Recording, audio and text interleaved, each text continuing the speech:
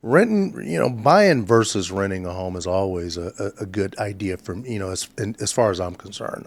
Because, one thing that you can count on being a tenant is your rent payment going up, right? The expenses associated with being a tenant, well, being a landlord, are, excessive, right? And so sometimes, most times they're going to pass that along to you, the tenant, right?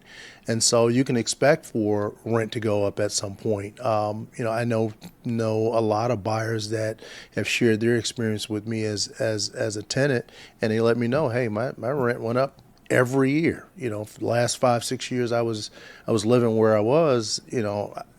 Sure enough, as soon as the lease was ready to be signed and renewed, my rent payment went up, right? And so I had one guy a couple of months ago tell me a little bit about his experience with that, and what he was telling me was that his rent went up by as much as $250, and he didn't think that he can buy a home. And he called me. I'm a landlord myself, and he didn't think that he can call me, think that he can purchase. And so he called me, and I was looking for a place where he thought, the rent was cheaper, and I qualified him to buy a home.